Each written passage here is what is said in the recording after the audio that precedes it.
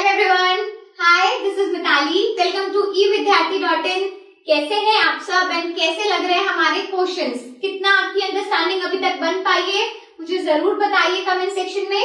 Now moving on to the question number 7। बहुत interesting question है क्योंकि 3 पार्ट्स में भी गिवन है एंड एग्जैक्टली इंटरेस्टिंग इसलिए है क्योंकि एग्जाम में आने के काफी चांसेस हैं। ठीक है, सो एक बार देखते हैं और धीरे धीरे से समझते भी हैं। सो 8000 kg engine pulls a train having 5 wagons with it। तो यहाँ पर क्वेश्चन में आपको सबसे पहले उसका फ्रेमिंग समझा देती हूँ कि हमें क्वेश्चन में ये गिवन है कि एक इंजन है ऑफ 8000 kg, ठीक है, और वो अपने साथ अटैच करके रखा है एक ट्रेन के लिए 5 वैगन्स को, यानी कि 5 उसके साथ डब्बे हैं। ठीक है, ईच ऑफ 2000 kg मास, यानी कि हर एक डब्बे का जो मास है वो 2000 प्लस 2000 प्लस 2000 ऐसे 5 टाइम्स। ठीक है, सो हमें ये बेसिकली टोटल हमारा जो ट्रेन का मास होगा हमारे इंजन और सभी डब्बों को मिला के होगा। ठीक है, उसके आगे हमें ये गिवन है कि हमारा जो इंजन है वो कितना अपने ट्रैक पे यानी कि ग्राउंड की तरफ पे आगे मूव करने के लिए फोर्स लगा रहा है। ठीक है, so the engine is exerting a force of 40,000 Newton. ठीक है, सो यहाँ पर हमने इसे मेंशन नहीं किया, एक बार कर लेते हैं।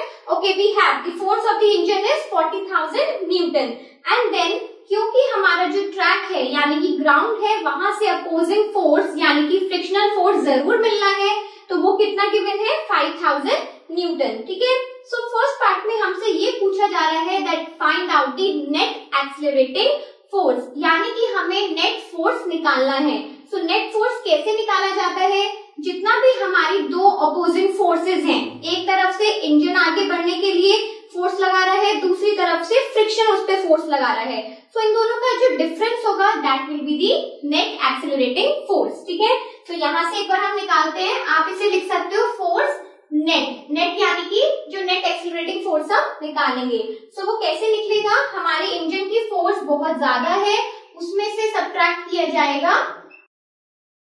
दी फ्रिक्शनल फोर्स। तो फ्रिक्शनल फोर्स जो भी अपोजिंग फोर्स है वो कितना है? That is 5000 Newton.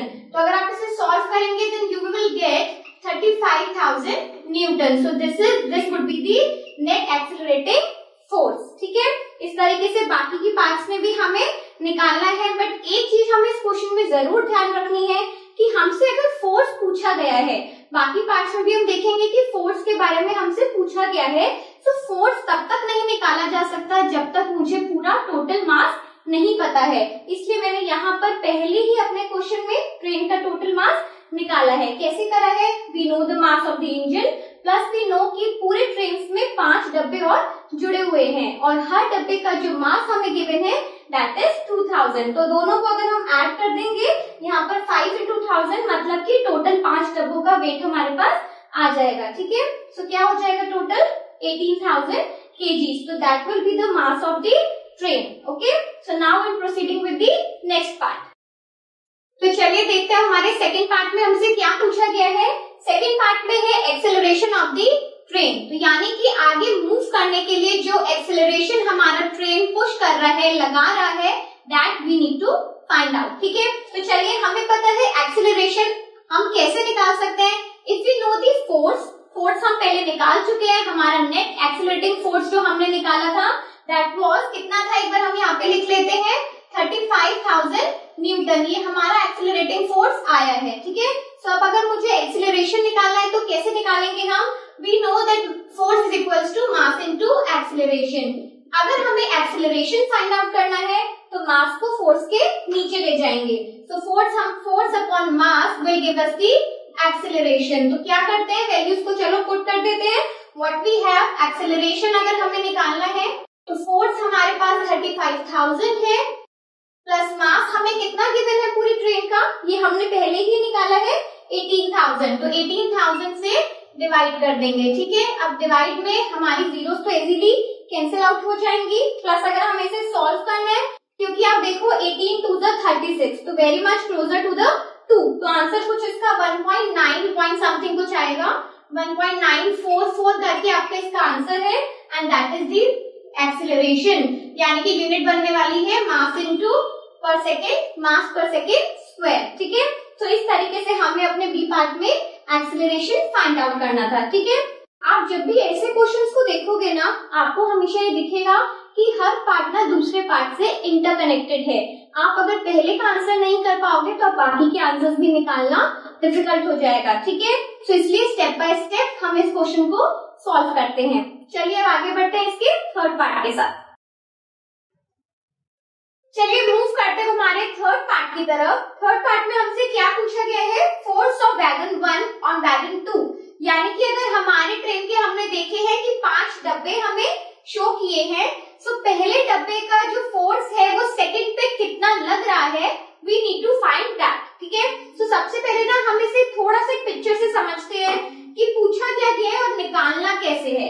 क्योंकि वैसे हमें आसान लग रहा है कि फोर्स निकालना है, that means we need the mass and the acceleration, और एक्सेलरेशन हम इससे पहले निकाल ही चुके हैं। ठीक है, तो मैं एक बार आपको पहले इसका पिक्चर थोड़ा सा क्लियर करती हूँ कि अगर ये सपोज मेरा इंजन हो गया, ठीक, तो उसके बाद ये 5 डब्बे इसके साथ कनेक्टेड रहेंगे।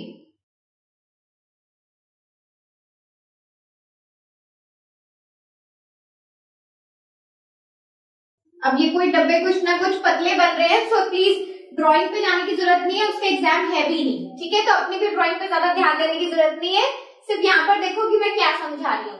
सो अगर ये मेरा इंजन हो गया विच इज ऑफ 8000 kg हमें गिवन है, और हर डब्बा हमें 2000 kg का गिवन है उसका वेट। ठीक है, तो यहाँ पर हमसे पूछा ये गया है कि what is the force of wagon 1 on wagon 2। यानी कि पहला जो ये डब्बा है ये सेकंड डब्बे पे, यानी कि इस वाले डब्बे पे कितना फोर्स अप्लाई कर रहा है। लेकिन यहाँ पर सोचने वाली बात ये है कि जितना फोर्स पहला डब्बा दूसरे पे अप्लाई करेगा उतना ही सेकंड डब्बा पहले पे करेगा। Why? Because of the Newton's third law. वो क्या कहता है, for every action there is an equal and opposite reaction.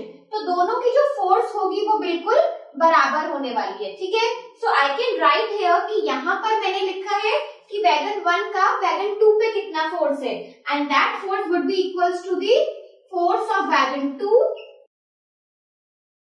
On 1 on wagon 1। ठीक है, सो आपको यहाँ पे क्लियर हुआ कि किस तरीके से दोनों का फोर्स बिल्कुल इक्वल होगा। अब अगर मुझे ये फाइंड आउट करना है कि सेकेंड ने फर्स्ट पे कितना फोर्स लगाया है, तो यहाँ पर हमें एक और बात ध्यान रखनी होगी कि सेकेंड अकेला नहीं है, वो सभी बाकी डब्बों से भी कंबाइंड है, और इस वजह से जितना फोर्स वो फर्स्ट पे अप्लाई कर सकता है वो एक कंबाइंड फोर्स होने वाला है। ठीक है, यानी कि सिर्फ अकेला डायरेक्टली सेकेंड डब्बे का वेट सारा फोर्स जो है वो 1 पे नहीं लग रहा है, सभी का एक कंबाइंड फोर्स जो है जाकर 1 पे लगेगा। ठीक है, सो अगर हम इसे कैलकुलेट करेंगे, सो मास को जब हम कैलकुलेट करेंगे इसमें, क्योंकि हमें पता है कि फोर्स कैसे निकाली जाती है, मास इनटू एक्सेलरेशन, तो मास हम सिर्फ सेकंड का नहीं बल्कि उसके साथ बाकी के 3 डब्बों का भी कंबाइन करेंगे। ठीक है, सो टोटल हमारे पास ये आ गया कि 4 वैगन्स का मास यहाँ पर ऐड होने वाला है। सो क्या करेंगे, यहाँ पर हम करेंगे 4 इंटू, या फिर आप इसे डायरेक्टली लिख सकते हैं कि हमारा जो मास हो गया वो total mass of 4 wagons into acceleration. जो भी आपका एक्सेलरेशन आपने इससे पहले पार्ट में फाइंड आउट किया था, आप वो इसे यहाँ पे रख सकते हैं। ठीक है, सो कितना आ जाएगा यहाँ पर, because each wagon weight 2000 kg, तो हमारे पास 4 का कितना आ जाएगा, इट विल बी 4 इंटू 2000, तो दैट मीन्स, चलिए मैं एक बार फिर भी आपको लिख देती हूँ, और यहाँ पर जो हमारा प्रीवियस पार्ट से एक्सेलरेशन आया था that would be around 9.4 metre per second square, right. तो चलिए एक बार इसे हम यहाँ से, मैंने थोड़ा सा इसमें मिस्टेक कर दी है, 2000 इंटू 4 होना है, तो दैट विल बी 8000 इंटू 1.94। अब ये देखो अगेन यहाँ पर आपको लगेगा कि मैम 8000 को 1.94 से कैसे मल्टीप्लाई करेंगे, सो आपको यहाँ पर चिंता करने वाली कोई बात नहीं है, क्योंकि इसमें देखो 1000 को हम अलग ले लेते हैं और फिर ऐसे मल्टीप्लाई करेंगे। कैसे, यहाँ पर एक बार देखिए, 1000 को आप क्या करो, 1.94 से सिंपली मल्टीप्लाई कर दो और 8 को अलग ले लो। ठीक है, सो मैं आपको यहाँ पे लिख के दिखा देती हूँ। अगर मैं 1000 को सिर्फ मल्टीप्लाई करती हूँ 1.94 से, तो मेरा आंसर कितना बनेगा,